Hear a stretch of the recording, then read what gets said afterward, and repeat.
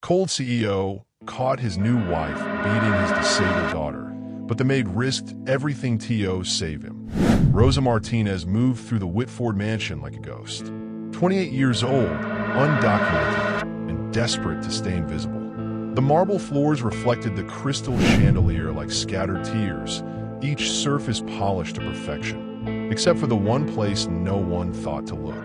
The corners where shadows gathered and secrets lived.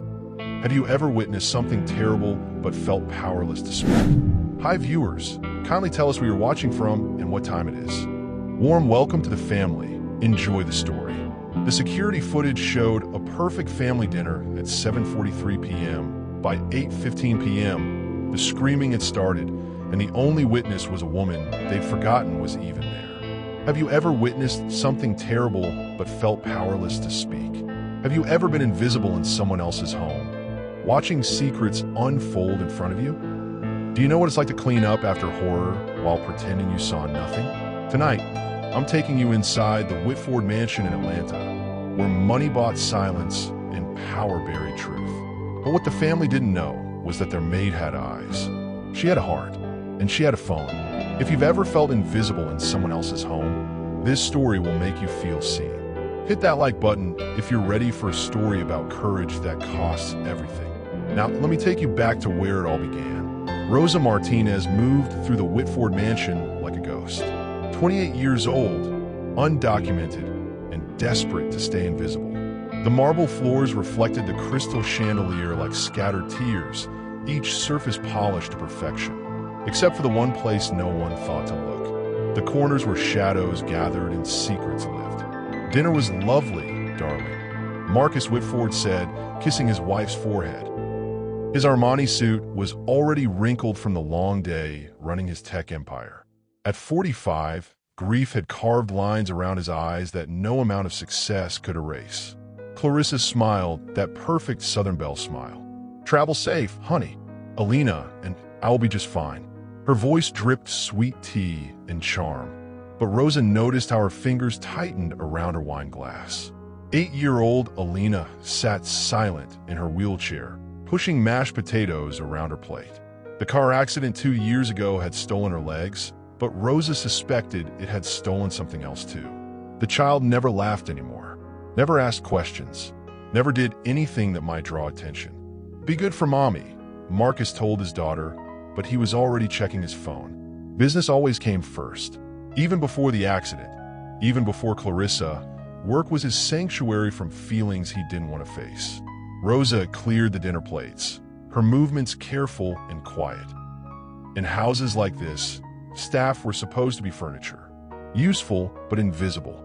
She'd learned that lesson the hard way growing up in New Mexico, where her own mother cleaned rich people's houses and came home with stories about families who talked around the help like they weren't even human. The front door clicked shut. Marcus's Mercedes pulled away, red taillights disappearing into the Atlanta night. And just like that, everything changed. Well, Clarissa's voice turned sharp as broken glass. Just the three of us again. Rosa felt the temperature in the room drop. She'd been working for the Whitfords for 6 months, and she'd learned to read the signs. Marcus's business trips meant something different happened in this house. Something that left Alina jumpy and quiet for days after. Can I go to my room now? Alina's voice was barely a whisper.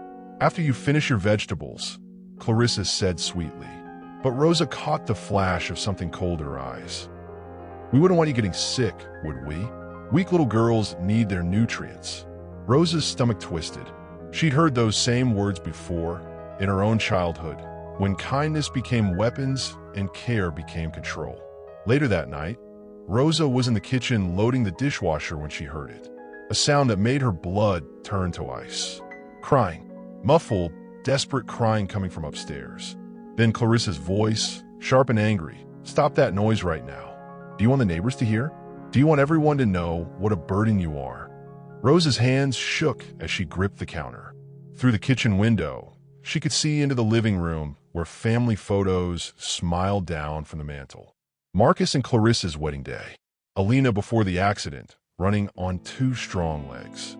The perfect American family. But perfection was just another word for lies told well enough that people believed them. The crying stopped abruptly. Too abruptly. Rosa climbed the servants' stairs slowly, her heart hammering against her ribs. She'd promised herself when she took this job that she would keep her head down, save money, and maybe one day bring her sister Elena from Mexico. She couldn't afford to get involved, couldn't risk her job or her safety. But as she passed Elena's room, she heard something that shattered every promise she'd made to herself. "Please," the little girl whispered. "I'm sorry. I won't cry anymore. I promise I'll be good." Rosa pressed her back against the hallway wall, tears burning her eyes. She knew that voice, that desperate bargaining with cruelty. She'd used it herself as a child, when her mother's boyfriend got drunk and mean, and her mother pretended not to see the bruises because she needed the roof over their heads more than she needed to protect her daughter. As Rosa turned off the lights in the living room hours later, checking that every surface was spotless for tomorrow's performance of family happiness, Elena's desperate whisper followed her up the stairs. "Please don't leave me alone with her." But Rosa had no choice. Her visa status meant she couldn't afford to get involved. Her own survival depended on staying quiet, staying invisible, staying safe. Or so she thought, because tomorrow would bring new bruises, new lies, new reasons why a little girl deserved pain instead of protection. And Rosa was about to discover that some choices aren't really choices at all. They're tests of who you really are when nobody's watching except the person in the mirror. The richest man in Atlanta thought he'd married an angel, until his maid started finding bruises on his daughter that looked like fingerprints. The morning after Marcus left for Austin, Rosa arrived at the mansion to find Clarissa humming in the kitchen. She was making pancakes, her blonde hair perfectly curled, wearing a yellow sundress that made her look like sunshine itself. "Good morning, Rosa," she chirped. "Isn't it a beautiful day?" Rosa nodded carefully. In her 6 months working here, she'd learned that Clarissa's moods were like Georgia weather. They could change without warning, and the storms were always worse than they looked. "Elena's still sleeping," Clarissa continued, flipping pancakes with practiced ease. "Poor thing was so tired last night. You know how emotional children get when daddy travels." The word emotional came out like an accusation. Rosa began her morning routine, dusting furniture that was already spotless, straightening magazines that nobody read. Rich people's houses were like museums, beautiful to look at, but nothing was meant to be touched or lived in. Around noon, she heard Elena's wheelchair moving across the hardwood upstairs. The little girl appeared at the top of the staircase, her dark hair tangled from sleep, wearing a long-sleeved shirt despite the August heat. "There's my sleepy head," Clarissa called out. "Come down for lunch, sweetie." But Rosa noticed how Elena gripped the stair lift controls, her knuckles white with tension, how she kept her arms pressed tight against her sides, how she wouldn't meet anyone's eyes. During lunch, Clarissa chattered about her book club and the charity gala next month. She looked like every other wealthy Atlanta wife, perfectly manicured, impeccably dressed, socially connected. But Rosa had grown up reading people's true faces. She'd had to for survival. And right now, Clarissa looked like a cat that had caught a mouse. "Rosa, would you help Elena with her bath after lunch?" Clarissa asked sweetly. "I have a terrible headache coming on." Rosa nodded, but her stomach clenched. Something about the way Clarissa said it felt like a test. An hour later, Rosa knelt beside the bathtub, helping Elena out of her clothes. That's when she saw them. Bruises. Dark purple fingerprints wrapped around the child's thin arms like bracelets of pain. Fresh marks on her shoulders. A handprint on her back that made Rosa's breath catch in her throat. "Mija," Rosa whispered, using the Spanish endearment that slipped out when her heart broke. "What happened?" Elena's eyes went wide with terror. "I fell," she said quickly. "Yesterday, I fell on my wheelchair. I am clumsy." But Rosa had helped disabled children before, back in New Mexico, when she volunteered at the community center. She knew what falling looked like. This wasn't falling. This was grabbing, squeezing, hurting. Bathwater swirled around the drain as Rosa gently cleaned the purple marks on Elena's thin arms. Each bruise a story the child was too terrified to tell. Her own hands trembled as memories flooded back. Being 8 years old herself, standing in a similar bathroom while her mother cleaned blood from her split lip and whispered, "Tell them you walked into a door." "Does it hurt?" Rosa asked softly. Alina shook her head too quickly. "No, I don't feel much in my legs anyway, remember? The doctors said so." But these bruises weren't on her legs. They were on parts of her body that felt everything. Rosa wrapped the child in a towel, her heart racing. She wanted to ask more questions, but Alina looked like a deer ready to bolt. Instead, she held her dress in another long-sleeve shirt that covered the evidence. Have you ever seen signs of abuse, but didn't know if speaking up would make things worse? Have you ever held a child's secret pain in your hands and felt the weight of their trust crushing your chest? Share your thoughts below. As they came out of the bathroom, Clarissa appeared in the hallway like she'd been waiting. Her smile was sharp as a blade. "All clean?" she asked brightly. "Good. Alina, why don't you go rest in your room? You look tired." It wasn't a suggestion. After Alina disappeared behind her bedroom door, Clarissa turned to Rosa. Her voice stayed sweet, but her eyes went cold as winter. "Clumsy little thing, isn't she?" she said, watching Rosa's face carefully. "Always falling. The accident damaged more than just her legs, you know? Her balance, her coordination. The doctors warned us she'd have incidents."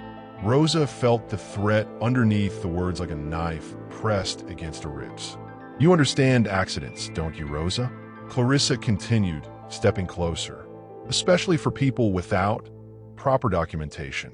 Accidents can happen to anyone. Investigations can be started. Immigration calls can be made. It's amazing how quickly someone can disappear when the wrong questions get asked." The hallway felt like it was closing in around them. Rosa had spent years perfecting the art of invisible survival, but now she felt exposed, seen in the worst possible way. "Understand," Rosa whispered. "Good," Clarissa smiled. "I knew you were smart. That's why Marcus and I chose you. You know how to mind your own business, how to keep family matters private, how to protect the people who protect you." That night, Rosa lay awake in her small apartment across town, staring at the ceiling. The bruises on Alina's arms were burned into her memory, like photographs she couldn't unsee. She thought about her sister Elena, still waiting in Mexico for Rosa to save enough money to bring her to America. She thought about her own mother, who had chosen silence over safety so many times that she'd forgotten the difference. She thought about little girls who learned to apologize for their own pain. When Clarissa found Rosa examining Alina's bruises, her smile never wavered. "Clumsy little thing, isn't she?" she said sweetly. "Always falling. You understand accidents, don't you, Rosa? Especially for people without proper documentation." The threat hung in the air like poison. But as Rosa drifted towards sleep, one thought kept her awake. Somewhere in this city, Marcus Whitford was checking emails and making deals, believing his daughter was safe at home with the woman he loved. He had no idea that the real monster wasn't hiding under Alina's bed. It was tucking her in. She cleaned blood from marble floors for minimum wage, but the stains on her conscience were priceless and growing darker every day. 3 days after finding the bruises, Rosa couldn't eat, couldn't sleep. Every time she closed her eyes, she saw Alina's terrified face, heard that whispered, "Please don't leave me alone with her." Marcus had extended his business trip to Austin.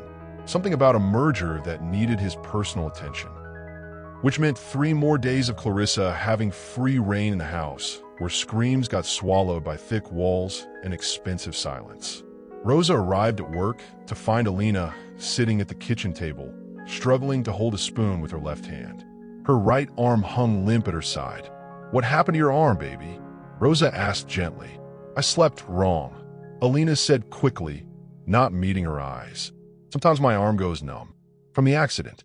But Rosa had been around enough injuries to know the difference between numbness and pain. The way Alina held herself, the careful way she moved, this wasn't leftover damage from a car crash. This was fresh hurt.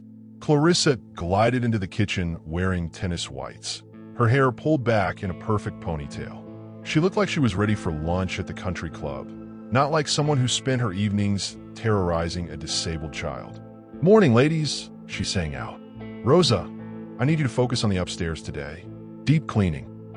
And take your time. I don't want you finished before 5. Rosa understood.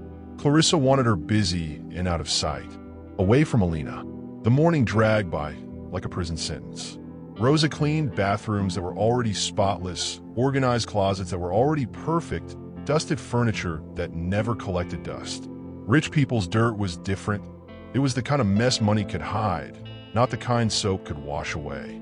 Around lunchtime, she heard raised voices from downstairs. Clarissa's sharp tone, then Alina's quiet responses.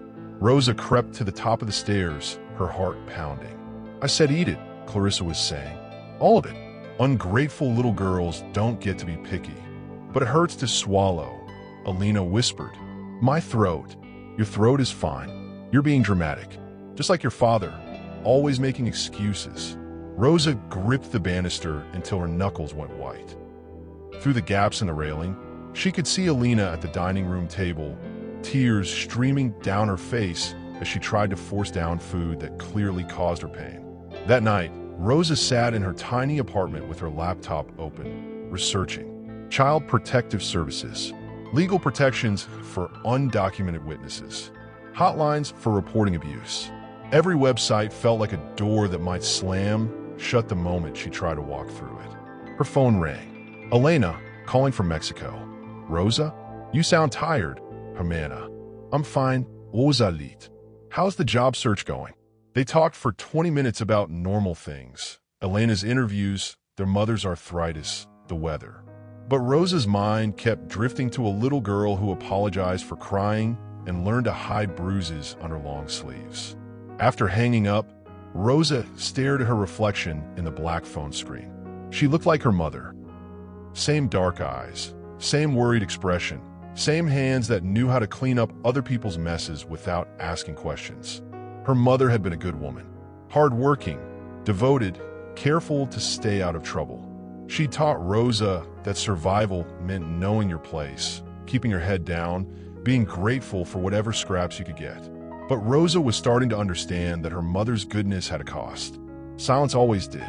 What's more dangerous, staying silent while someone suffers, or speaking truth that could destroy your own life? Tell me in the comments. The next morning, Rosa made a decision that terrified her. She stopped at an electronics store on her way to work and spent her last $200 on a tiny camera, no bigger than a button. The kind investigators used in crime shows. The kind that could record truth when words weren't enough. Her hand shook as she paid cash. The teenage clerk barely looked up from his phone, but Rosa felt like everyone in the store could see her thoughts, could read the guilt and determination written across her face. Back at the mansion, she waited for the right moment. Clarissa was at her weekly hair appointment, a 3-hour ordeal that involved highlights, blowouts, and enough gossip to fuel Atlanta's social circles for a week. Rosa climbed the stairs to Alina's room. The little girl was napping, exhausted from another morning of walking on eggshells around her stepmother's moods. The hidden camera lens reflected the nursery's night light like a single, unblinking eye, smaller than a button, but carrying the weight of truth that could destroy worlds. Rosa positioned it behind the teddy bear on Alina's dresser, angling it to capture most of the room. Her hands trembled as she adjusted the angle one more time. In her home country, standing up to powerful people got you disappeared. Here in America, it got you deported. Either way, speaking truth was a luxury she couldn't afford. But as she looked at Alina sleeping, thin arms wrapped around a stuffed animal like it could protect her from the monsters that lived in her own house, Rosa realized something her mother had never taught her. Some things were worth the risk. Some truths were worth telling, even if they cost you everything. The camera Rosa bought with her last $200 was hidden behind the teddy bear on Alina's dresser. She didn't know if she'd have the courage to use the footage, but as Clarissa's voice echoed down the hall, accidents happen to little girls who tell lies. Rosa realized courage wasn't a choice anymore. It was survival, not just Alina's survival, her own. Because Rosa was beginning to understand that staying silent didn't protect anyone. It just let the monsters know they could keep hunting. The video was only 93 seconds long, but it contained enough evidence to send a mother to prison, if anyone would believe the woman holding the camera. Rosa's hidden camera had been recording for 4 days when it finally captured what she needed to see. what she wished she'd never seen, what she couldn't unsee for the rest of her life. It was Thursday evening. Marcus was still in Austin, dealing with his merger. Clarissa had spent the afternoon at her book club, discussing some novel about strong women overcoming adversity. The irony would have been funny if it weren't so sick. Rosa was in the kitchen preparing dinner when she heard Alina's wheelchair moving across the upstairs hallway, followed by Clarissa's heels clicking against the hardwood like a countdown timer. "Rosa, could you run to the store?" Clarissa called down. "I forgot to get milk for tomorrow's breakfast." It was almost 8 p.m. The store was 20 minutes away. Rosa understood this wasn't about milk. Clarissa wanted her gone. But leaving meant abandoning Alina when the monster was hungry, and Rosa had already hidden her phone in her purse, set to silent, ready to call 911 if she heard screaming. "Of course, Mrs. Whitford," Rosa replied, but she didn't leave.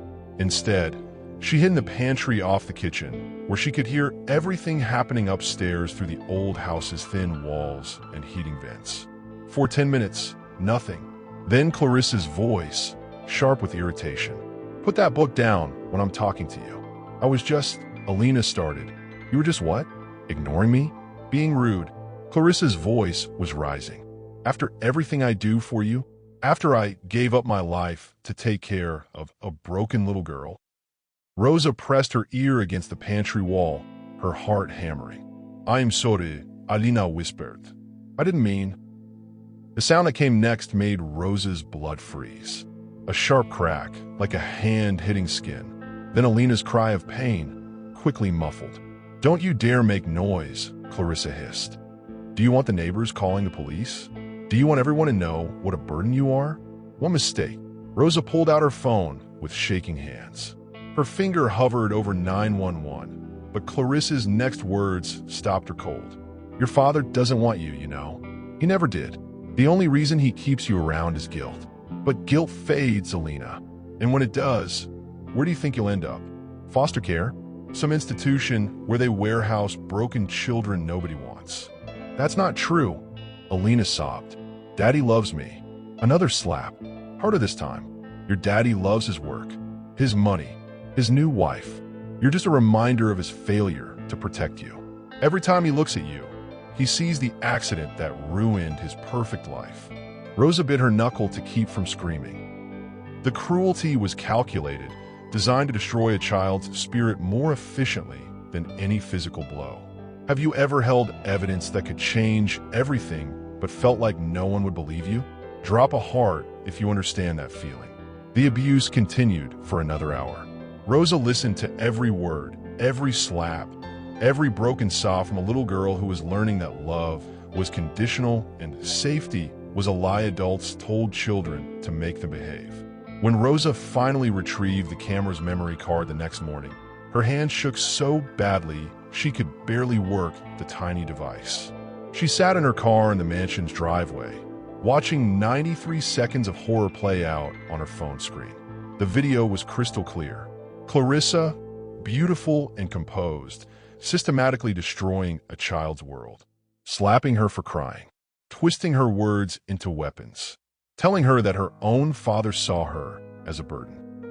And Alina, small and broken in her wheelchair, absorbing every blow like she deserved it. The phone screen glowed in Rosa's trembling hands, the child's recorded sobs playing through earbuds that felt like weights pulling her underwater. Evidence of horror in a device smaller than her palm. Rosa had the proof. Clear, undeniable evidence of child abuse. But she also had something else that made her stomach twist with dread. The knowledge that in America, the word of an undocumented maid against a wealthy white woman wasn't worth the air it took to speak it. She spent the weekend researching, making phone calls from her apartment, speaking in careful English to social workers who sounded tired and overworked. Each conversation followed the same pattern. Do you have documentation of your legal status? Are you willing to testify in court? Is there any chance this could be seen as retaliation for employment issues? By Sunday night, Rosa understood the impossible choice she faced. She could report the abuse and risk deportation, losing any chance to help Alina. Or she could stay silent and watch a little girl get destroyed piece by piece. But there was a third option, one that scared her more than ICU raids or losing her job, or even going back to Mexico with nothing. She could tell Marcus. Monday morning, Rosa waited in Marcus's study with her phone clutched in her sweaty palm. The room smelled like leather and expensive cologne, lined with awards and photos of Marcus shaking hands with politicians and celebrities. Evidence of a man who had everything except the ability to see what was happening in his own home. Marcus walked through the door at 6 p.m. sharp, designer suitcase in hand, expecting his perfect family tableau. His tie was loosened, his hair slightly mussed from travel, but his eyes lit up when he saw his house exactly as he'd left it, spotless, peaceful, normal. "Rosa, is everything all right? You need to see this," Rosa said, her voice barely above a whisper. She held out her phone, the video already queued up. Marcus frowned, taking the device with the same distracted attention he gave everything that interrupted his routine. But as the audio played, Clarissa's voice, cold and cruel, followed by Alina's sobs, his expression changed. The color drained from his face. His hands began to shake. "Turn it off," he said after 30 seconds. "Mr. Whitford, please. Turn it off." His voice cracked like a whip. Rosa paused the video, but the damage was done. In that short clip, Marcus had seen his wife's true face, had heard his daughter's pain, had confronted the reality that his money and success meant nothing if he couldn't protect the one person who mattered most. What she didn't expect was his reaction. Marcus looked at her with eyes full of rage, betrayal, and something that looked like hatred.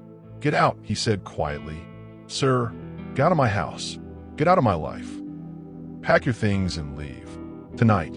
Rosa felt the world tilting around her. But the video is an invasion of privacy, is a legal recording, is...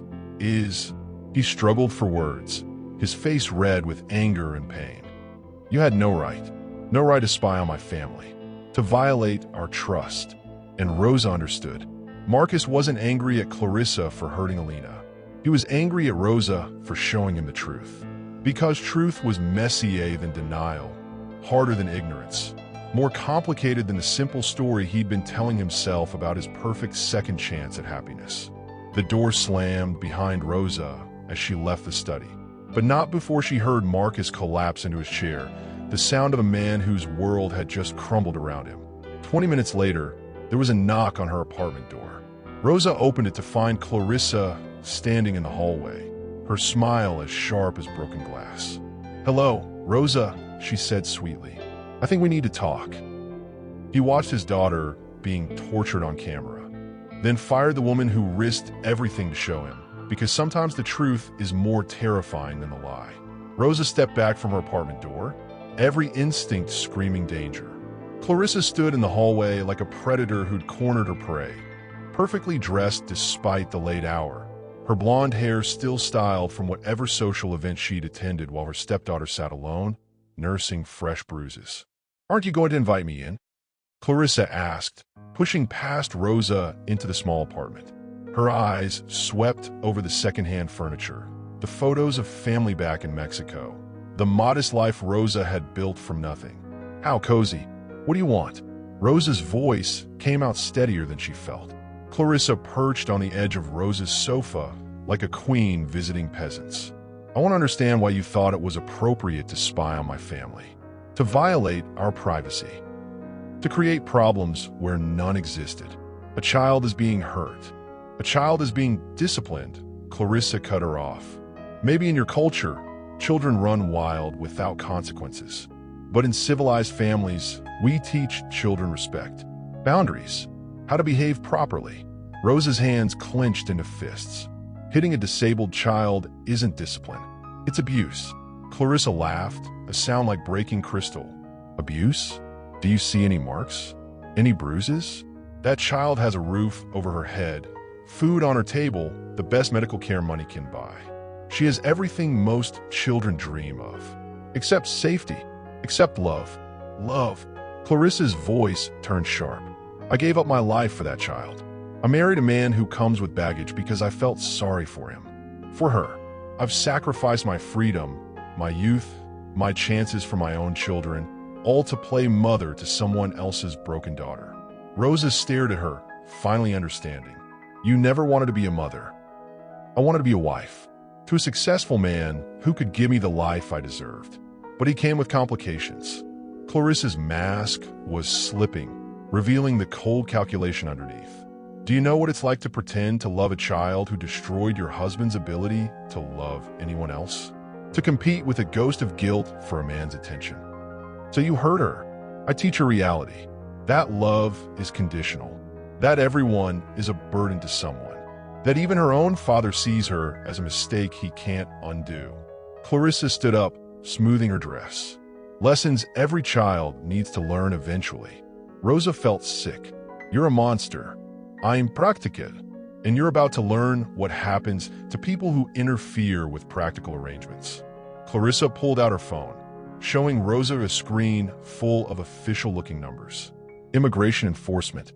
They're very interested in reports of undocumented workers who might be involved in blackmail schemes. Desperate people who make up stories about the families they work for. Rosa's blood turned to ice. I wasn't blackmailing anyone. No? Then why the secret recording? Why the lies about a child who has everything? Sounds like someone trying to create a scandal for money. Immigration officials love stories like that. The threat hung in the air between them like poison gas.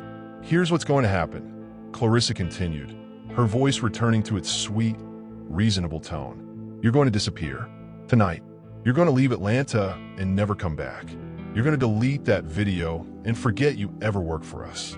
In exchange, I won't make that phone call. And Alina will learn to be grateful for what she has. Eventually, Clarissa headed for the door, then paused. Oh, and Rosa? Marcus already fired you. Told me all about your little violation of our privacy. He's quite angry, actually. Feels very betrayed by someone he trusted. The door closed with a soft click, leaving Rosa alone with the wreckage of her choices. She sank on her couch, the weight of failure crushing her chest. She'd risked everything to save Alina, and all she'd accomplished was getting herself fired and threatened with deportation. Marcus had chosen his wife over his daughter, comfort over truth, denial over the hard work of facing reality. Rosa's phone buzzed. A text from Marcus. Your final check will be mailed. Do not contact my family again. No explanation. No acknowledgement of what the video showed. No questions about his daughter's safety. Just the cold dismissal of someone who'd become inconvenient. Have you ever shown someone the truth, made them hate you, instead of thank you? Share your experience below. Rosa spent the night packing her single suitcase, tears streaming down her face as she folded the few belongings that represented 3 years of building a life in America. Photos of Elena, her English-Spanish dictionary, the rosary her grandmother had given her before she died. She was folding her work uniform, the black dress and white apron that marked her as invisible in rich people's houses, when she heard a soft knock at her door. Rosa opened it to find Alina in her wheelchair, still in her pajamas. How the child had gotten down 2 flights of stairs and across the parking lot. Rosa couldn't imagine. But there she was, tears streaming down her face, clutching a stuffed animal like a lifeline. Are you leaving me too? Alina whispered. Rosa knelt down, so they were eye to eye, her heart shattering into pieces. Oh, Mija, everyone leaves, Alina continued, her voice hollow with acceptance. My mom died. My daddy stopped seeing me after the accident. Now you're going away too. I must be really bad for everyone to keep leaving. Rosa pulled the child into her arms, feeling the sharp bones of malnutrition, the trembling of constant fear. You're not bad, baby. You're not bad at all. Then why won't anyone save me? The question hung in the air like a prayer that had lost its way to heaven. Rosa held Alina tighter, breathing in the scent of strawberry shampoo and childhood innocence that hadn't been completely destroyed yet. In that moment, she made a choice that would change everything. No, mija, this isn't over. Because Rosa had made copies of everything, and she knew someone who would listen. Someone who understood what it meant to be powerless in a system designed to protect the wrong people. As Rosa packed her single suitcase, Alina rolled her wheelchair to the doorway. Are you leaving me too? She whispered. Rosa's heart shattered, but her answer would surprise them both. No, Mija, this isn't over. Because Rosa had made copies of everything, and she knew someone who would listen. The little girl who'd learned that love was conditional was about to discover that sometimes justice wore the face of an undocumented maid who decided that some fights were worth losing everything for, even if it meant going to war against people with enough money and power to make her disappear. When the system fails the powerless build their own system, and Rosa was about to discover hers was stronger than she ever imagined. The community center on Fletcher Street looked like every other rundown building in East Atlanta. Peeling paint, cracked windows patched with duct tape. But inside, something powerful was happening. Rosa clutched the address Maria Santos had scribbled on a napkin. Her hand shook as she pushed through the heavy glass doors. The smell hit her first: coffee, industrial cleaner, and something else. Hope, maybe. You must be Rosa. The woman behind the folding table had kind eyes and calloused hands. I am Carmen. Maria told us you were coming. The room was bigger than it looked from outside. Folding chairs arranged in a messy circle. Women of all ages sitting with paper cups and tired faces. Some still wore their work uniforms. Hotel housekeeping, nanny services, restaurant kitchens. Rosa recognized the look in their eyes. The same one she saw in her mirror every morning for 3 years. We meet every Tuesday, Carmen explained, leading Rosa to an empty chair. Same time, same place. Some of these ladies have been coming for 5 years. A woman named Elena spoke first. Her English was broken, but her story was crystal clear. The family in Buckhead who made her work 18-hour days, who threatened to call immigration when she asked for a day off to see a doctor. Then Lucia, the construction executive's wife who hit her with wooden spoons when the cleaning wasn't perfect, who made her eat scraps from the garbage disposal. Story after story, each one a mirror of Rosa's own hell. The thing about rich people, Carmen said when the sharing ended, is they think money makes them invisible. They think we're too scared to talk to each other. She pulled out a thick manila folder. But we do talk, and we remember everything. Inside were photos, documents, phone recordings, names Rosa recognized from Atlanta magazine covers and society pages. This is what happens when invisible women start making their voices heard, Carmen smiled. We become very visible very fast. Rosa's phone buzzed. A text from Maria, meeting with district attorney tomorrow. Your testimony could break this case wide open. You ready?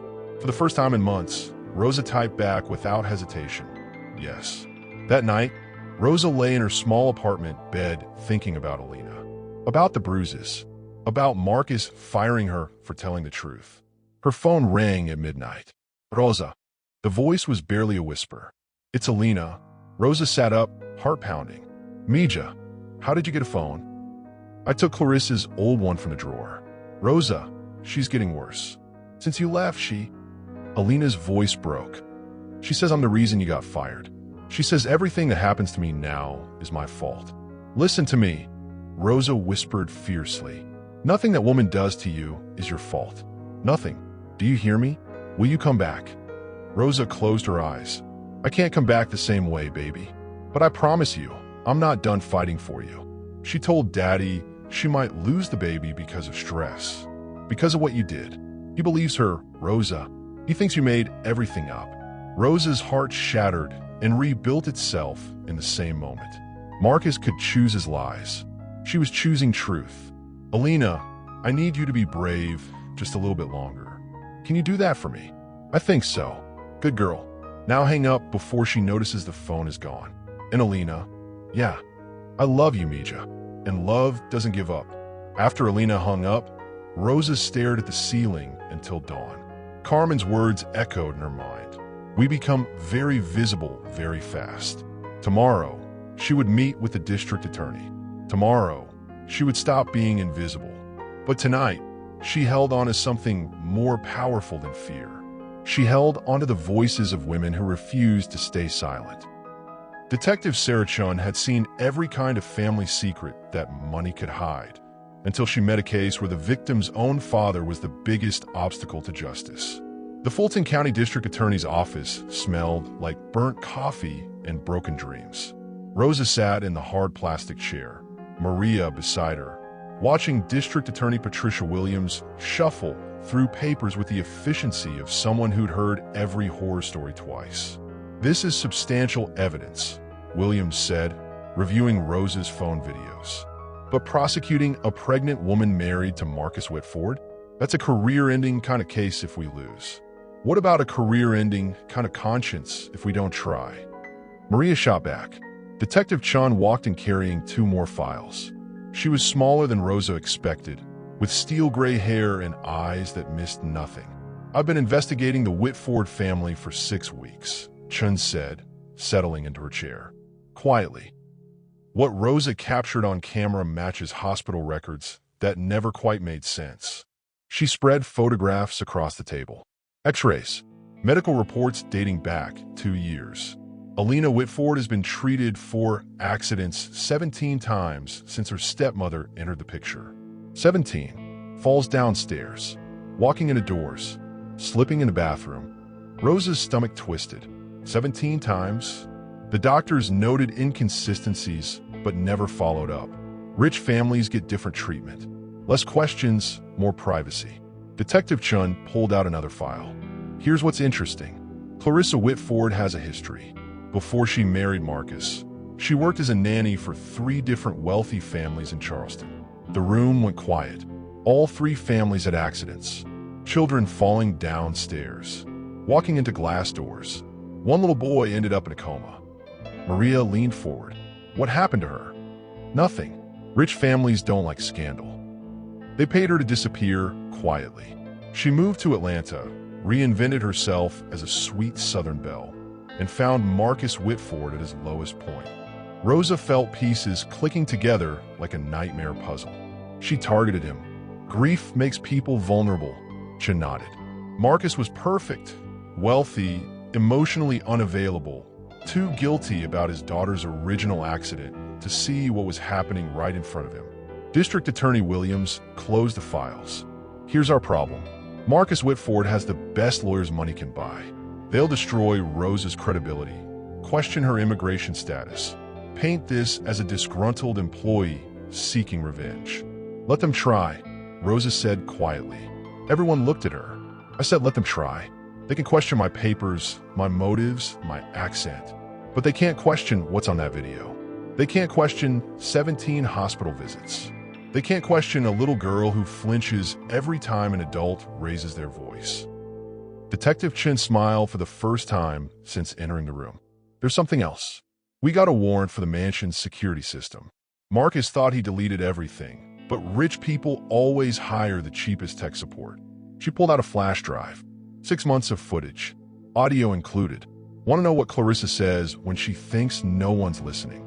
Rosa's hands trembled as Chun plugged the drive in her laptop. Clarissa's voice filled the room, sweet as honey. Accidents happen to little girls who tell lies, Alina. And Rosa won't always be here to clean up your messes. Then Alina's small voice. I didn't lie. I just fell. You fell because you're clumsy. Because you're broken. Just like your real mommy was broken before the car accident. Rosa watched the blood drain from Detective Chun's face. She's using the mother's death as psychological torture, Chun whispered, making Alina believe she caused the car accident that paralyzed her. Maria grabbed Rosa's hand. We've got her. But Rosa was thinking about Marcus, about the man who fired her for showing him this truth. What if he still won't believe it? Detective Chun ejected the flash drive. Then we'll make him listen, whether he wants to or not. 2 hours later, Rosa walked out of the district attorney's office with protection papers, a new phone number, and something she hadn't felt in years. Power. Her phone buzzed immediately. Marcus Whitford calling. She let it ring. Some secrets are buried so deep that digging them up brings down the entire foundation. And Clarissa's foundation was built on more than just lies about child abuse. Marcus Whitford sat in his downtown office, staring at the subpoena like it might catch fire. His hands shook as he read the charges. Child endangerment, assault, psychological abuse, domestic violence. His lawyer, Richard Blackstone, paced behind the mahogany desk like a caged animal. This is exactly what I warned you about, Blackstone said. You fire the maid, she gets vindictive, makes up stories. Classic immigration revenge fantasy. But Marcus wasn't listening. He was remembering Rosa's face the night she showed him the video. The desperation in her eyes. The way she begged him to believe her. What if she'd been telling the truth? We need to discredit her completely, Blackstone continued. Immigration status, criminal background check, financial records. I can have her deported before this ever sees a courtroom. Stop. Blackstone froze. Excuse me? I said stop. Don't touch Rosa Martinez. Marcus, are you insane?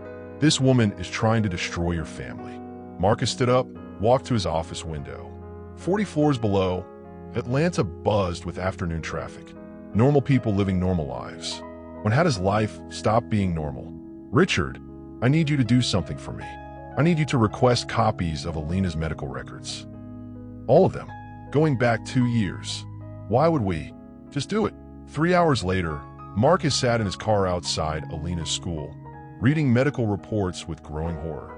17 accidents. 17 explanations that sounded reasonable individually, but together painted a picture that made him sick. His phone rang. Clarissa, darling, where are you? I made your favorite dinner. Marcus closed his eyes. Her voice sounded so sweet, so innocent. Just finishing up some work. I'll be home soon. Good. Oh, and Marcus? That detective called again. Detective Chun? I told her we weren't interested in pressing charges against Rosa for harassment. Harassment? Well, she's been calling the house, you know, trying to upset Alina with her lies. It's probably best if we change our number. Marcus felt something cold settle in his stomach. Clarissa, Rosa doesn't have her home number. Silence on the other end. Of course she does, sweetheart. She worked for us for 3 years. But Marcus remembered distinctly. Rosa had only ever called his office, never the house. Clarissa had insisted on that rule. I'll see you at home, he said carefully. I love you, Marcus. Yeah, me too. But for the first time in 2 years, the words felt like lies. Marcus drove home slowly, his mind racing. He pulled into the circular driveway and sat for a moment, looking at the house he'd bought as a symbol of success. The house where his daughter lived in fear. Inside, Clarissa was setting the table, humming softly. She looked radiant, her pregnancy giving her skin a healthy glow. There's my handsome husband, she smiled, kissing his cheek. How was her day? Where's Alina? In her room. She had another fall today. Nothing serious, just a little bump on her forehead. Marcus felt his chest tighten. Another fall? You know how clumsy she gets when she's upset. All this business with Rosa has her confused. Poor thing. Marcus walked upstairs to Alina's room. She was sitting in her wheelchair by the window, staring out at the garden. Hey, sweetheart. Alina turned, and Marcus saw the fresh bruise on her forehead. It was shaped like fingers. Daddy. Yeah, baby. Do you think Rosa is mad at me? Marcus knelt beside her wheelchair. Why would Rosa be mad at you? Clarissa says Rosa made up stories about us because I was bad, because I told lies. Marcus felt something break inside his chest. Alina, look at me. She turned, and in her eyes, Marcus saw something that destroyed him. Fear. His 8-year-old daughter was afraid of him, afraid of disappointing him, afraid of telling him the truth. You never have to lie to me, he whispered. Ever. No matter what anyone tells you. Alina's eyes filled with tears. Really? Really? She was quiet for a long moment. Then, Daddy, Rosa wasn't lying. The words hit Marcus like bullets. The video she showed you? It was real. Clarissa hits me when you're gone. She says mean things about Mommy. She says the car accident was my fault because I distracted Mommy while she was driving. Marcus felt the room spin. Baby, the car accident wasn't your fault. Your mother swerved to avoid a drunk driver. You know that. But Clarissa says, Clarissa is wrong. The words came out louder than he intended. From downstairs, Clarissa called up. Everything okay up there? Fine. Marcus called back, his voice steady despite the storm in his chest. He kissed Alina's forehead, careful to avoid the bruise. I'm gonna fix this, baby. I promise. Downstairs, Clarissa was plating dinner, still humming. She's having a hard time, Clarissa said without looking up. Missing Rosa. I think it's best if we don't mention that woman's name anymore. For Alina's sake. Marcus sat down at the dinner table, looking at his wife, really looking at her. For the first time, he saw the calculation in her smile. "Clarissa, we need to talk." When a master manipulator's lies start falling apart, she doesn't just fight back. She declares war, and everyone becomes a casualty. The airport parking garage at Hartsfield-Jackson was nearly empty at 2 a.m. Clarissa's BMW sat under a flickering light, engine running, while she struggled to lift Alina from her wheelchair into the back seat. "Stop fighting me," Clarissa hissed. "We're going on a little vacation." Alina gripped her wheelchair handles, terror making her stronger than usual. "I don't want to go." "Where's Daddy?" "Daddy thinks you're upstairs sleeping." Just like he's going to think you ran away because you felt guilty about lying. But Clarissa hadn't counted on Rosa following them. Rosa crouched behind a concrete pillar, phone in hand, already connected to 911. She'd been watching the house since midnight, something in her gut telling her that Clarissa was planning something desperate. The confrontation with Marcus 3 hours earlier had been explosive. "You think I'm abusing your daughter?" Clarissa had laughed, but her eyes were cold as winter. "Marcus, I'm carrying your child. Why would I hurt Alina?" "Because she's not your child," Marcus had replied quietly. "And you've never wanted her to be." That's when Clarissa's mask had finally slipped completely. "You're right," she'd said, her voice dripping venom. "I never wanted her. She's a broken, pathetic reminder of your dead wife. Every time I look at her, I see what you chose before me. Get out." "Oh, I'm leaving, but I'm taking something with me." Now, in the parking garage, Rosa watched Clarissa finally succeed in getting Alina into the car. The little girl was crying, calling for her father. Rosa couldn't wait for police backup. She stepped out from behind the pillar. "Let her go, Clarissa." Clarissa spun around, her face twisted with rage. This is all your fault." "Maybe, but it's ending tonight. You think you've won?" Clarissa laughed, a sound like breaking glass. "You have no idea what I'm capable of. This isn't over, it's just beginning." That's when Rosa saw the gun in Clarissa's hand. "You're gonna get in that car and drive away," Clarissa said, her voice eerily calm. "And you're going to forget you ever saw us. Or I'm going to make sure you can't tell anyone anything ever again." Rosa raised her hand slowly. "Okay, just don't hurt her." But Alina had seen enough. Despite her paralyzed legs, she grabbed the car's steering wheel and laid on the horn. The sound echoed through the parking garage like a scream. Clarissa spun toward the car, distracted for just a moment. Rosa langed. They hit the concrete hard, the gun skittering away into the darkness. Rosa had cleaned houses for 15 years. Her arms were stronger than Clarissa expected. But Clarissa fought like a woman with nothing left to lose. "You ruined everything," she screamed, clawing at Rosa's face. "He was mine. The money, the house, the perfect life, it was all mine." Rosa pinned Clarissa's arms to the ground. "It was never yours. You stole it." That's when the police sirens finally arrived. Detective Chun and 4 patrol officers surrounded them, weapons drawn. "Let me see your hands," Chun shouted. Rosa raised her hands, Clarissa beneath her still thrashing like a wild animal. "She tried to kidnap Alina," Rosa gasped. "The gun, it's over there somewhere." As officers cuffed Clarissa, she turned to Rosa one last time. "You think you saved her?" she snarled. "You think Marcus is going to thank you? You're nothing but the help. You'll always be nothing but the help." But Rosa looked past Clarissa to the BMW, where Alina sat in the back seat, alive and safe. "Maybe," Rosa said quietly, "but at least I'm the help who kept her alive." 20 minutes later, Marcus arrived at the airport, having driven 90 miles an hour after Detective Chin called him. He found Rosa sitting on a concrete barrier, holding Alina in her lap while paramedics checked the little girl for injuries. "Rosa." She looked up, and Marcus saw something in her eyes he'd never noticed before. Strength, dignity, courage that made his own look small by comparison. "Is she okay?" he asked, kneeling beside them. "She's okay. She's safe." Marcus reached out, hesitating, then placed his hand over Rosa's. "I'm sorry. I'm so damn sorry." Rosa looked down at their hands, his pale and soft, hers dark and calloused from years of hard work. But somehow in that moment they looked right together. "I know," she said simply. And for the first time in 3 years, Marcus Whitford felt like he might be worthy of forgiveness. Winning in court was supposed to feel like victory, until Rosa realized that justice and safety aren't the same thing, and some enemies don't disappear just because a judge says so. The Fulton County Courthouse steps were swarmed with reporters. Camera flashes exploded like fireworks as Rosa walked out beside Maria, the verdict still ringing in their ears.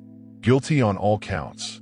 Clarissa Whitford would spend the next 15 years in prison for child abuse, kidnapping, and assault with a deadly weapon. But Rosa felt numb. "You did it," Maria said, squeezing her hand. "You actually did it." A reporter shoved a microphone in Rosa's face. "How does it feel to take down one of Atlanta's most powerful families?" Rosa looked at the camera, thinking about Alina sitting in the courthouse bathroom, crying because she was afraid people would think she was lying. "I didn't take down anyone," Rosa said quietly. "I just told the truth." "What's next for you?"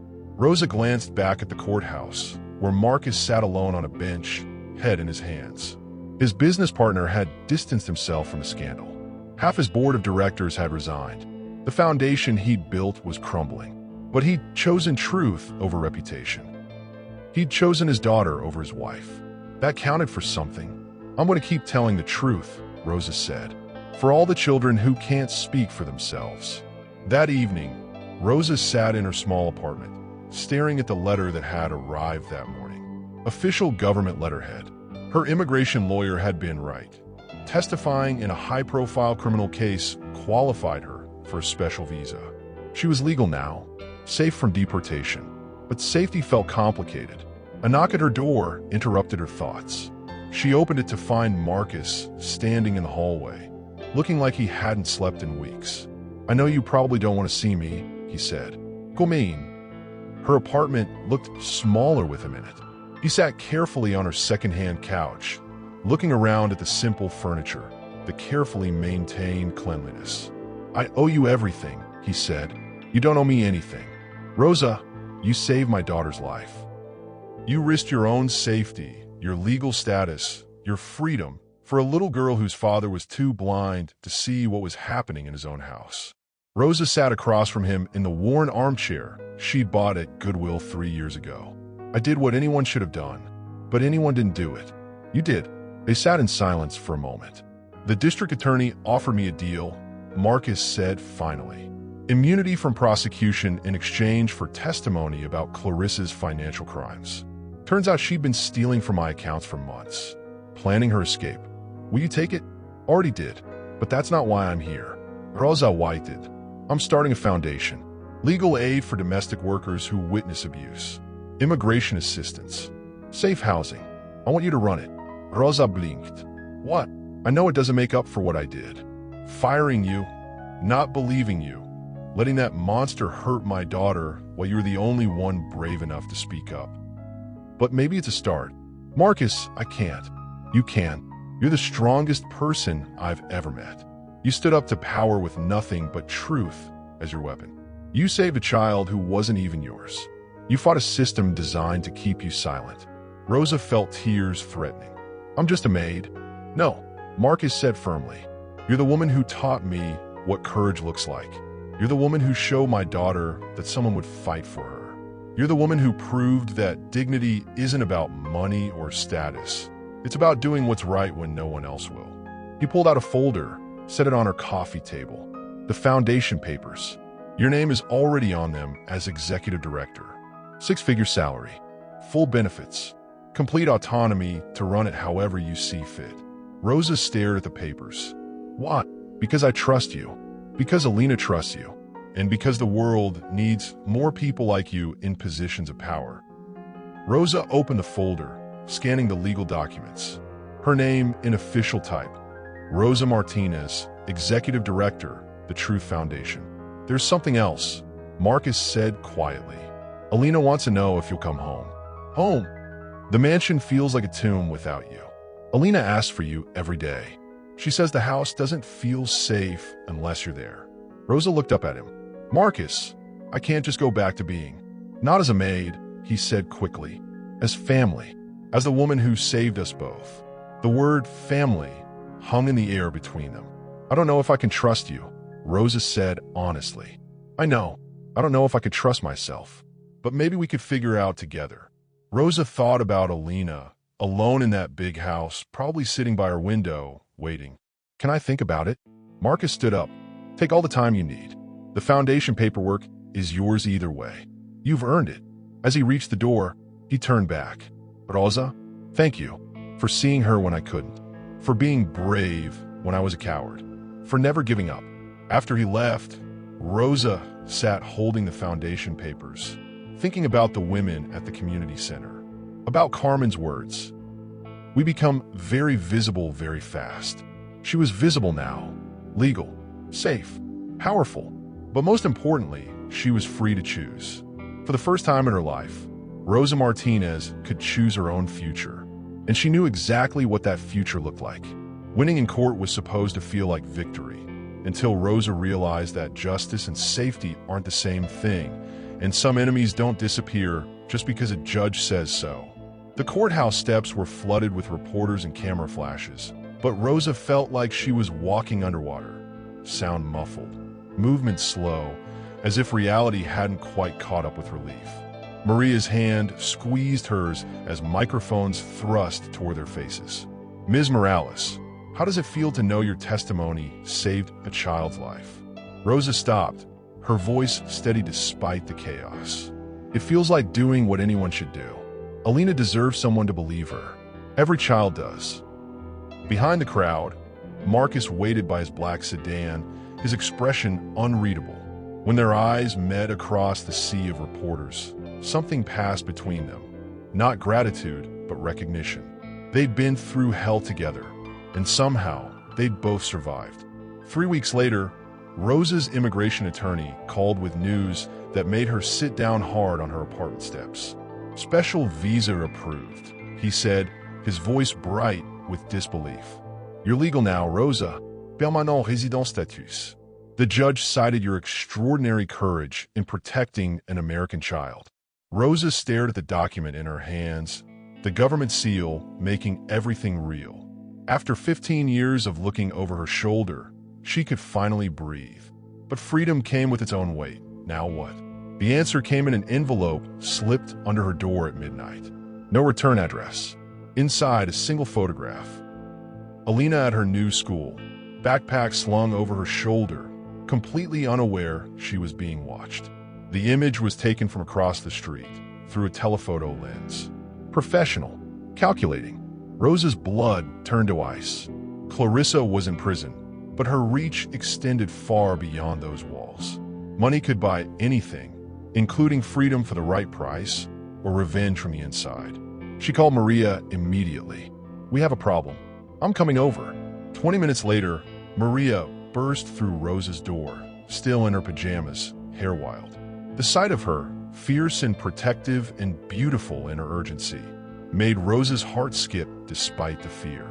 Show me, Maria demanded. Rosa handed over the photo with shaking fingers. Maria studied it, her jaw tightening. This was taken yesterday. See the date stamp. What does it mean? It means Clarissa has friends. Rich friends. The kind who don't like seeing their secrets exposed in court. Maria pulled Rosa close, her voice dropping to a whisper. We need to call Marcus. Now. Marcus arrived within the hour, his usually perfect appearance disheveled, his eyes blazing with protective fury. I've hired private security for Alina, he said without preamble. Round the clock. But Rosa, he looked at her with something that made her chest tighten. You're in just as much danger. Maybe more. I could take care of myself. Like hell you can. The words came out rougher than he intended. You saved my daughter. Now let me help save you.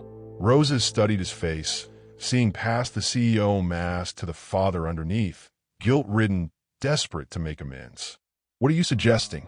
Move into the guest house. On my property. Security guards, cameras, the works. Until we figure out who's behind this. Maria stiffened beside her. Rosa doesn't need your charity. It's not charity, Marcus said quietly. It's partnership. Rosa, you've become more than Alina's protector. You've become, he struggled for words, family, and family protects family. That night, as Rosa packed her few belongings, Maria helped fold clothes with unusual silence. Finally, she spoke. "Are you sure about this? About staying safe?" "Yes, about him." Maria's voice carried weight Rosa hadn't expected. Rosa's hands stilled on her favorite sweater, the one Maria had bought her after the trial. "What do you mean? I see how he looks at you now. Like you're not just the woman who saved his daughter. Like you're—" Maria's voice cracked slightly. "Like you're someone he's starting to need." Rosa turned to face her, heart pounding. "Maria, you and we're complicated." "I know." Maria stepped closer, her fingers trailing Rosa's cheek. "But complicated doesn't mean over. Not unless you want it to be." The kiss that followed tasted like goodbye, and maybe, and all the words they couldn't say. When they broke apart, Rosa's decision was written in the space between them. "I need to figure out who I am now," Rosa whispered. "I've been surviving for so long, I forgot what it means to actually live." Maria nodded, her smile sad but genuine. "Then go live, Rosa. You've earned it." The envelope slipped under Rosa's apartment door at midnight contained a single photo. Alina at her new school, unaware she was being watched. No message needed. Clarissa's reach extended far beyond prison walls, and Rosa's fight for Alina's safety was far from over. They say it takes a village to raise a child, but sometimes it takes destroying the village first, then building a new one where children are safe and truth-tellers are heroes. Rosa's new office smelled like fresh paint and possibility. The Children's Advocacy Center buzzed with hope and healing, its bright murals covering walls that had once held only shadows. Her door stood open, a symbol that hiding was over. "Ms. Rosa." 8-year-old Tommy burst through the doorway, his cast-covered arm clutching a drawing. "Look what I made." The crayon picture showed a woman with dark hair, standing between a small boy and a monster with sharp teeth. Above them, the sun blazed yellow and fierce. "That's beautiful, Tommy. Tell me about it." "That's you protecting me from the bad man, just like you protected Alina." His gap-toothed grin made Rosa's chest tight with emotion.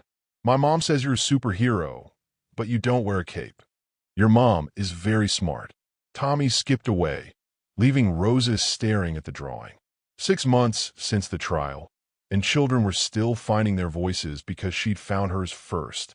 The responsibility felt enormous and perfect at the same time. A knock on her doorframe made her look up. Marcus stood there holding 2 coffee cups, his expensive suit looking oddly out of place among the colorful chaos of the center. "Thought you might need caffeine," he said, stepping inside. "You don't have to keep checking on me every day." "I know." He set the coffee on her desk, their fingers brushing as she reached for it. The contact sent electricity up her arm, unexpected and unwelcome and thrilling. "I want to." Over the past month, Marcus had become a fixture at the center, not as a wealthy donor throwing money at problems, but as a man rolling up his sleeves, reading to children, listening to their stories with the patience he'd never shown his own daughter before Rosa taught him how. "The board meeting is tonight," he reminded her. "You ready?" Rosa's stomach nodded. Tonight, she'd present her proposal to expand the center statewide.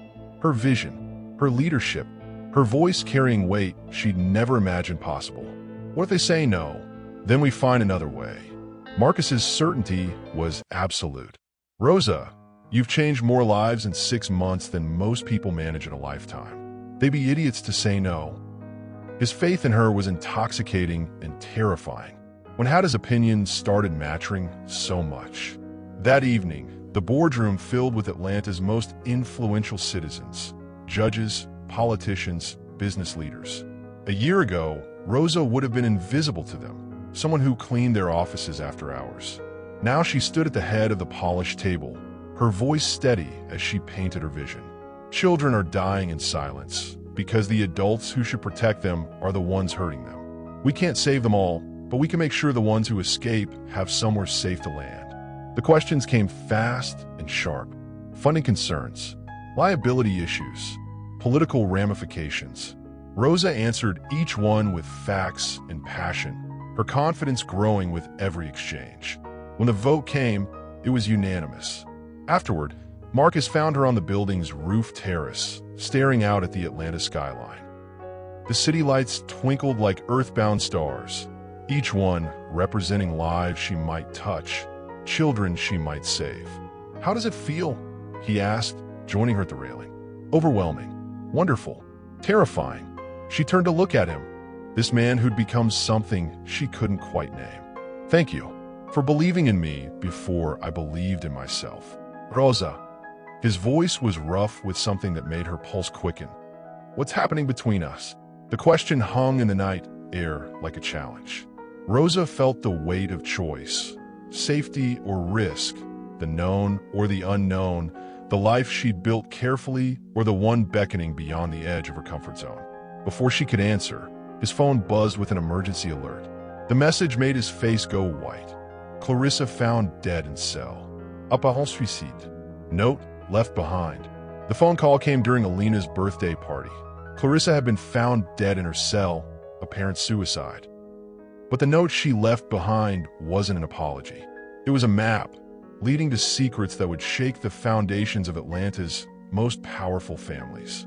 Death was supposed to end Clarissa's reign of terror, until her final secret revealed a network of abuse that reached into mansions across the city, with Rosa holding the only key to stopping it. The war room they'd created in Marcus's former study was papered with photos, documents, and connections, a spider web of wealth and power that had trapped children for decades, finally exposed to light. Rosa traced her finger along the timeline they constructed on the wall. 12 families, going back 20 years, all connected through the same private school, the same country club, the same... She stopped, her blood running cold. "What is it?" Marcus asked, looking up from the laptop where he'd been cross-referencing names. "The same charity board." Rosa's voice was barely a whisper. "Marcus, look at this list of donors to the Children's Foundation." Marcus joined her at the wall, his face growing pale as he read the names. "These are some of the most respected families in Atlanta. Judges, politicians, CEOs, all hiding the same secret." Rosa's hands shook as she pinned another photo to the board. Clarissa wasn't working alone. She was part of something bigger, something that's been going on for decades. The evidence was overwhelming and horrifying. Private parties where children were passed around like party favors. Adoption agencies that provided kids to the highest bidder. A network of silence maintained through blackmail, intimidation, and the kind of money that could make problems disappear. "We have to take this to the FBI, Marcus said. "With what?" "A dead woman's accusations and circumstantial evidence." Rosa shook her head. "They'll lawyer up, claim it's revenge from beyond the grave. We need more." Marcus's phone rang. Detective Chen's name flashed on the screen. "We've got a problem," Chen said without preamble. "3 of the families on Clarissa's list have already lawyered up. Word is out that you two are digging into their business." "How is that possible?" Marcus demanded. "We haven't contacted anyone yet. Someone's been watching you. Professional surveillance. These people have resources, Marcus, the kind that can make problems disappear permanently." Rosa felt ice form in her veins. "What are you saying?" "I'm saying pack a bag. Both of you. Safe house tonight. And Rosa, bring everything you found. All of it." After Chun hung up, the study felt smaller, more vulnerable. Rosa moved to the window, peering through the curtains at the perfectly manicured grounds. Somewhere out there, people with unlimited resources were plotting their next move. "I won't run," she said quietly. "Rosa." "No." She turned to face him, her eyes blazing with determination. "I spent 15 years running. From poverty, from fear, from people who wanted to use me. I'm done running." Marcus crossed the room in 3 strides, stopping just close enough that she could feel the heat radiating from his body. "Then we fight. Together." The word hung between them like a promise. Together. When had they become a we? "Marcus, if we do this, there's no going back. These people will come after everything we care about. The center, Alina, our lives. Then we make sure they can't." His hands cupped her face, thumbs tracing her cheekbones. "Rosa, you've taught me what real courage looks like. It's not the absence of fear. It's doing what's right despite the fear." The kiss that followed was desperate and fierce, tasting of danger and determination. Rosa melted into him, her hands fisting in his shirt, pulling him closer. This wasn't gentle or romantic. This was raw need, the collision of two people who'd found each other in the wreckage of their old lives. When they broke apart, both breathing hard, Rosa's decision was made. "We do this," she whispered against his lips. "But we do it smart, and we do it together." As they prepared to present evidence against 12 prominent families, Rosa realized the final name on Clarissa's list would shock them all. Marcus's own business partner, the man who'd been helping fund their advocacy work, had been hiding the darkest secret of all. The most dangerous enemy is the one who's been standing beside you, calling himself your ally while sharpening his knife for your back. The boardroom that had hosted countless million-dollar deals now hosted the final showdown between power and truth, with Rosa standing at the head of the table. No longer invisible, no longer silent. "James Crawford," Rosa said, her voice cutting through the tension like a blade. Marcus's business partner for 8 years. Major donor to children's charities. Pillar of the community. She turned to face the man who'd been sitting 3 feet away, his face a mask of calm denial. And according to Clarissa's records, the man who's been trafficking children through your charitable adoption network. James smiled, the expression cold and calculating. "That's quite an accusation from a dead woman and an undocumented immigrant with an agenda." "I'm documented now," Rosa said quietly. "And I have proof." The room erupted. Lawyers shouted objections. Board members demanded explanations. Through it all, Marcus sat frozen, staring at the man he'd trusted with his business, his reputation, his daughter's safety. "You son of a bitch," Marcus whispered, his voice deadly quiet. "You were in my house. You met Alina. You." His face went white as understanding hit. "The accident. Alina es accident. You were there that day." James's mask finally slipped. "Accidents happen, Marcus, especially to children who ask too many questions." The confession hung in the air like poison. Detective Chun, watching from the corner, stepped forward with handcuffs already in hand. But James had one final card to play. "You think this ends with me?" He laughed, the sound bitter and sharp. "I'm small fish, Rosa. The real power behind this network? The people who've been protecting it for decades." His eyes locked on hers with malicious glee. "They're already moving against you. Your precious advocacy center, your little immigrant success story, it's all going to burn. And there's nothing you can do to stop it." 2 hours later, Rosa's phone exploded with emergency calls. Fire department, police, Maria's voice crackling with panic. "Rosa, the center, someone set off explosives in the basement. The whole building is gone." Rosa stared at the smoking ruins of everything she'd built, her heart breaking into pieces that felt too small to ever fit back together. 5 months of work, hundreds of children's files, the safe space she'd created from nothing, reduced to ash and twisted metal. Marcus's arm around her shoulders was the only thing keeping her upright. "We'll rebuild," he said fiercely. "Bigger, better, safer. With what money? What credibility?" Rosa's voice cracked. "They destroyed everything, Marcus. Not just the building, the trust. Parents won't bring their children to us now. Who wants to put their kids in danger?" "Ido." The voice came from behind them. Rosa turned to see Alina in her wheelchair, flanked by Maria and Detective Chun. The 14-year-old's face was set with determination that made her look far older than her years. "I want to testify," Alina said, "against all of them. On television, in court, wherever people will listen. I want to tell everyone what really happened to me, and what could happen to other kids if we don't stop them." "Alina, no, Marcus protested. It's too dangerous." "Dad." Alina's voice was patient but firm. "Rosa taught me that staying silent doesn't keep you safe. It just keeps other people in danger. I'm not a victim anymore. I'm a survivor, and survivors fight back." Rosa knelt beside Alina's wheelchair, taking her hands. "Are you sure? Once you speak out, there's no taking it back. These people will come after you with everything they have." Alina's smile was radiant and fierce. "Let them try. I'm not afraid anymore." The jury's verdict would determine the fate of 12 powerful families. But Rosa knew the real victory wasn't conviction rates or prison sentences. It was the moment Alina rolled her wheelchair to the witness stand and said, "My name is Alina Whitford, and I'm not afraid anymore." 5 years later, the mansion that once hid screams behind marble walls now echoes with laughter. Proof that sometimes the greatest victory is simply the sound of children being children. The same hands that once cleaned blood from marble floors now wore a wedding ring that caught sunlight streaming through stained glass windows, while children's laughter filled spaces that once knew only silence.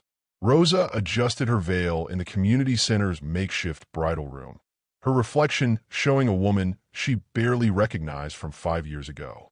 Confident, radiant, free. "You ready for this?" Maria asked, stepping up behind her. Their relationship had evolved into something deeper than romance. Sisterhood forged in shared battles, mutual respect earned through fire. "I've been ready my whole life," Rosa replied.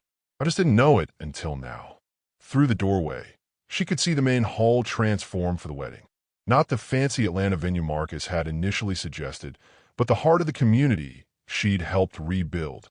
300 guests filled folding chairs, former clients, fellow advocates, children whose lives she'd touched, and families who'd learned to trust again. Alina appeared in the doorway, resplendent in her bridesmaid dress, her wheelchair decorated with white roses. "Rosa, you look beautiful. Dad's going to cry." "How do you know?" "Because he's already crying." Alina grinned. "He's been a mess all morning. I had to remind him that you're not going anywhere. You're just making it official." The music began, and Rosa's heart hammered against her ribs. Through the open doors, she could see Marcus at the altar, his face radiant with joy and something deeper, peace.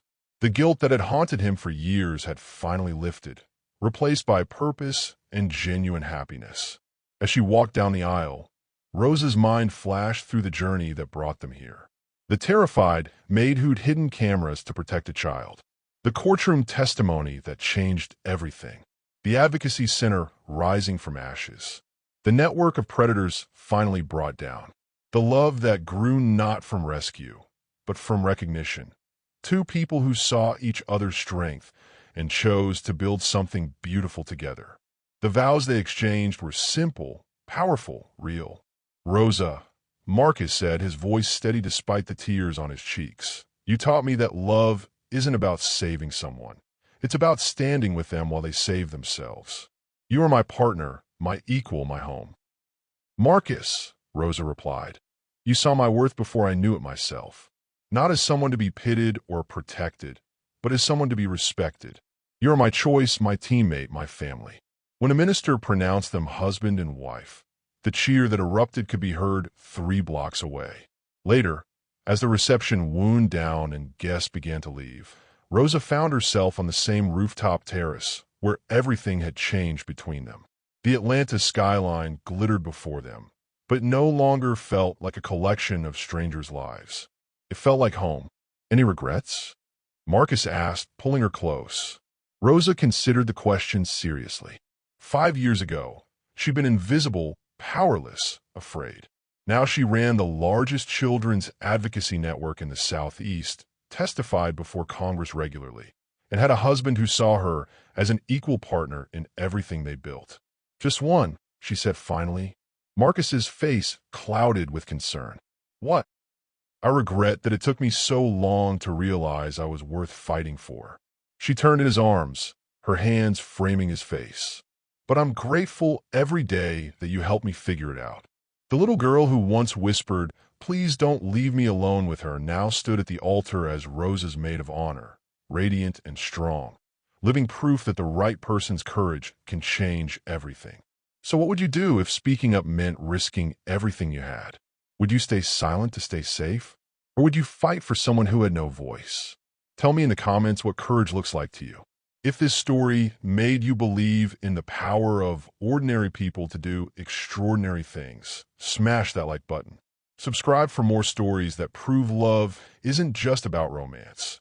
Sometimes it's about standing up for those who can't stand up for themselves. And remember, you might be the only person brave enough to speak the truth someone desperately needs to hear.